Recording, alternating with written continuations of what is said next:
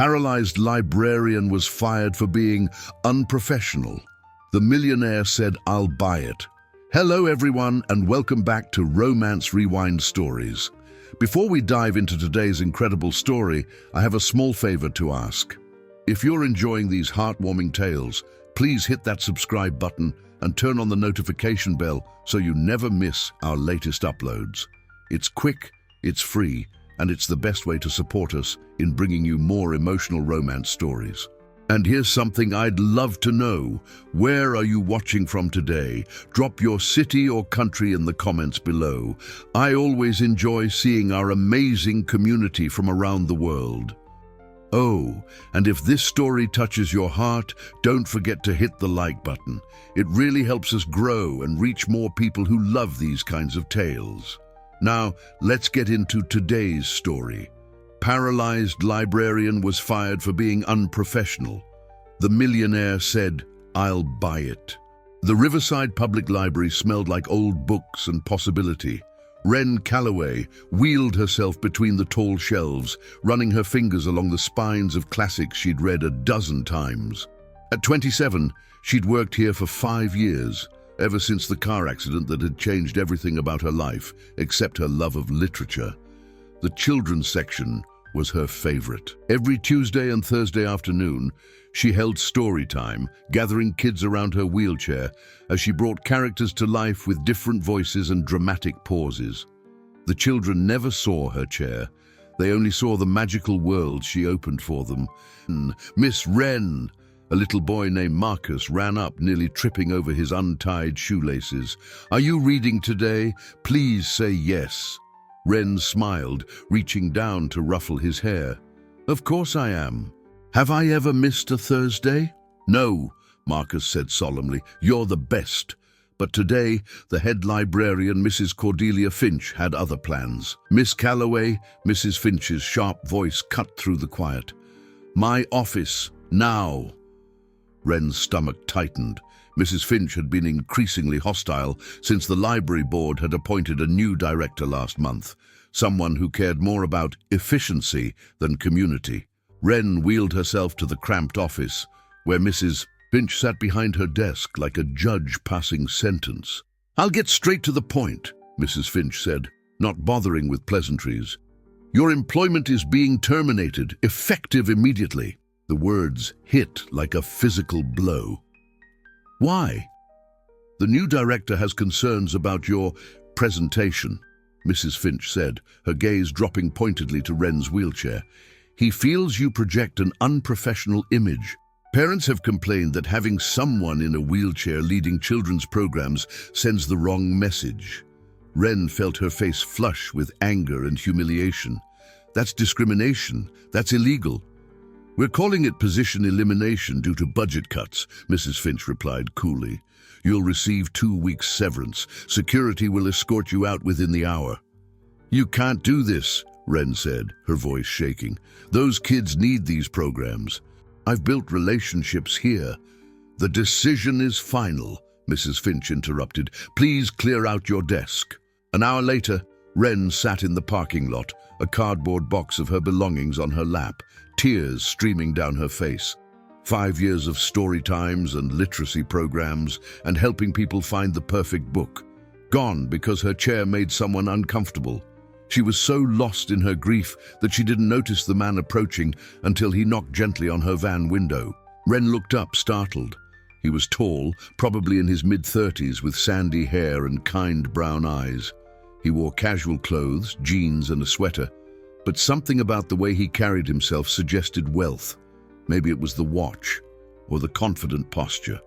She rolled down her window, wiping her eyes quickly. "Can I help you?" "I'm sorry," he said, looking genuinely uncomfortable.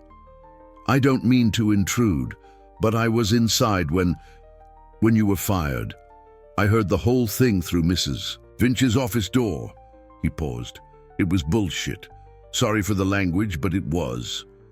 Despite everything, Wren felt a small smile tug at her lips. It was definitely bullshit. "I'm Griffin," he said, extending his hand.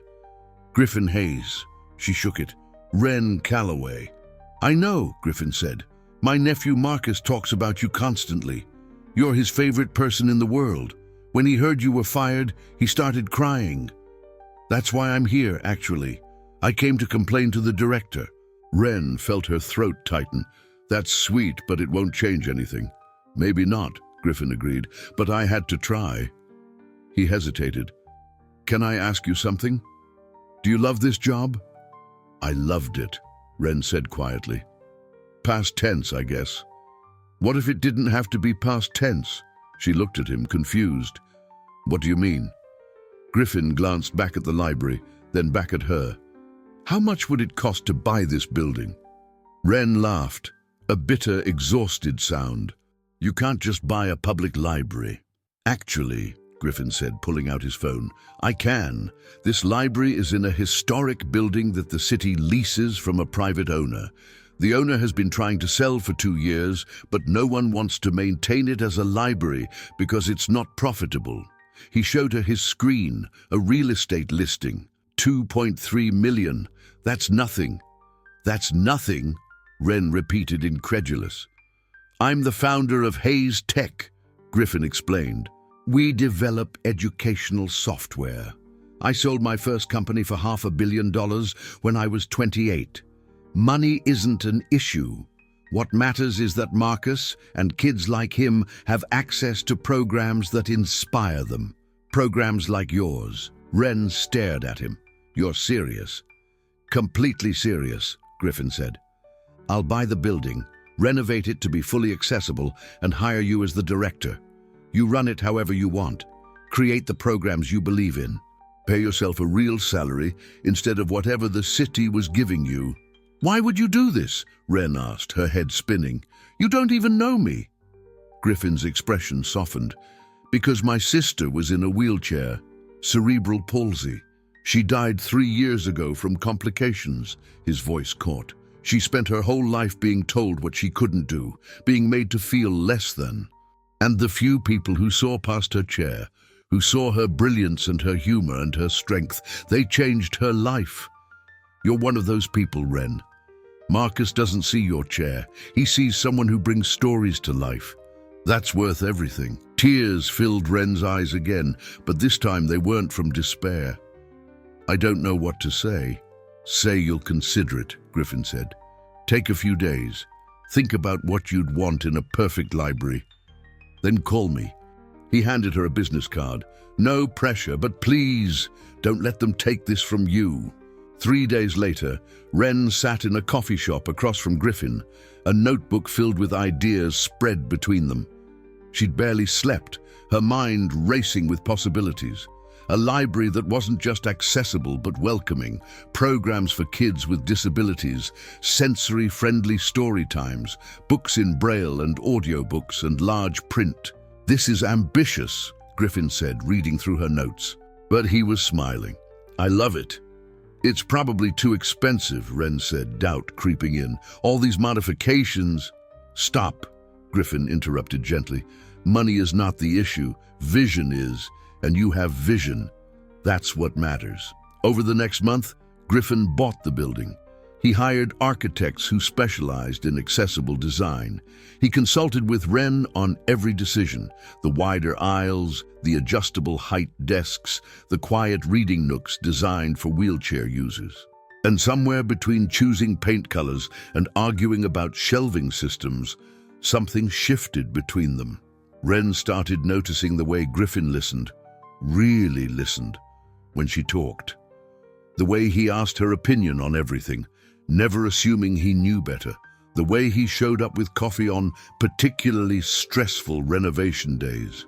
Griffin found himself looking forward to their meetings for reasons that had nothing to do with the library.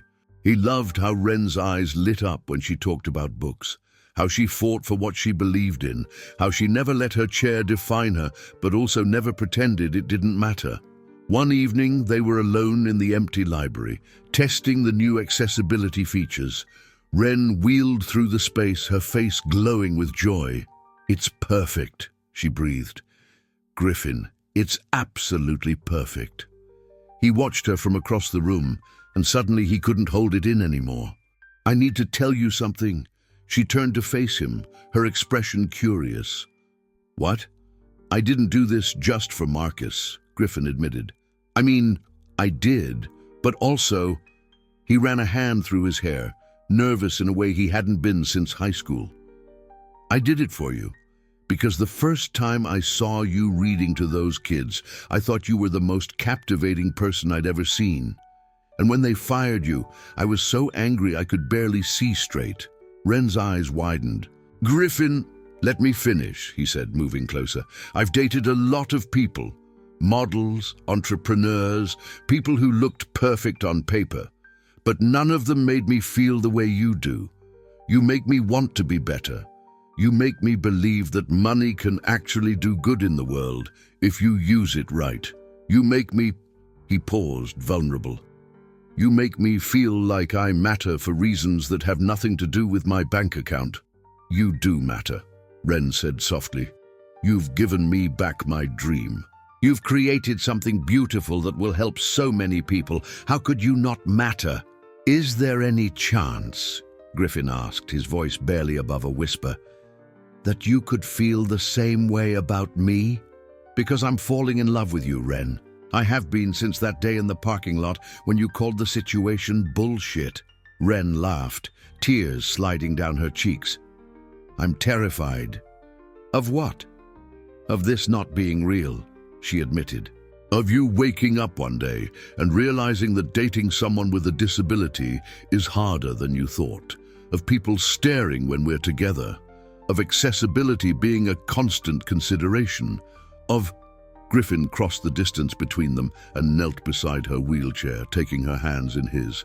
"Ren, look at me." She did. "I don't care about the stairs," he said firmly. "I don't care about accessibility considerations. That's just life. I don't care about anything except you. The you who fights for kids who need advocates. The you who brings literature to life. The you who cried in a parking lot and then got up and fought back. That's who I'm falling for. All of you." "I'm falling too," Ren whispered. "I've been trying not to. Trying to keep it professional, but every time you show up with coffee or ask my opinion or talk about your sister like she was the most important person in your life, I fall a little harder."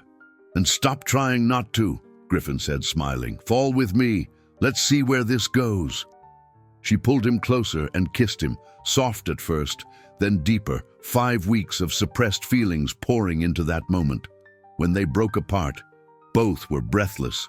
"So," Griffin said, still kneeling beside her chair, "does this mean you'll go on a real date with me, one that doesn't involve construction dust and floor plans? Only if you promise to take me somewhere with good food and terrible service," Ren said. "I want to see how you handle adversity." He laughed. "Deal." 6 months later, the Riverside Community Library had its grand opening. The space was transformed, bright, welcoming, and completely accessible. There were ramps and elevators, adjustable furniture, and technology that made reading possible for people with all types of disabilities. But more than that, it was full. Parents and children, elderly readers, teenagers looking for a quiet place to study. And in the center of it all, Ren sat in her chair, reading to a crowd of kids who hung on her every word. Griffin watched from the back, his heart so full it hurt. Marcus sat in the front row, beaming. After the story ended and the crowd dispersed, Griffin approached. "Hey, Director Calloway, got a minute?" Ren grinned. "For my favorite benefactor?" "Always." "Actually," Griffin said, pulling a small box from his pocket, "I was hoping to upgrade from benefactor to something else." Ren's breath caught as he knelt beside her wheelchair, a position that had become their special thing, a symbol of meeting each other as equals. "Ren Calloway," he said, opening the box to reveal a simple, elegant ring. "You've taught me that the best investments aren't in companies or real estate. They're in people, in dreams, in love. Will you let me invest in forever with you?" Tears streamed down her face. That was the worst financial metaphor I've ever heard. "Is that a no?" he asked, laughing. "It's a yes, you ridiculous man." she said, pulling him close. It's absolutely a yes. Marcus cheered from where he'd been watching, and soon the whole library was applauding. Griffin slipped the ring onto her finger and kissed her, and Wren thought about how sometimes the worst days lead to the best beginnings. A year later, at their wedding, held in the library's beautiful reading garden, Griffin's vows included, "You taught me that accessibility isn't about ramps and elevators. It's about seeing people fully and loving them completely. Thank you for letting me see you." All of you. Wren's vows were simpler. You didn't save me, but you gave me the tools to save myself. That's better. That's love. And in the front row, Marcus held the rings and whispered to his mom, "I told you Miss Wren was magic." He was right. And that's where our story ends today. What did you think? Did Wren and Griffin's journey touch your heart?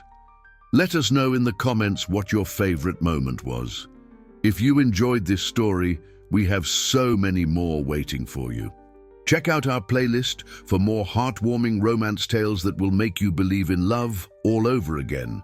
Don't forget to subscribe, hit that notification bell, and give us a thumbs up. Your support means everything to us. Until next time, keep believing in love, keep believing in second chances, and remember, the best stories are the ones that remind us we all deserve our happily ever after. See you in the next story.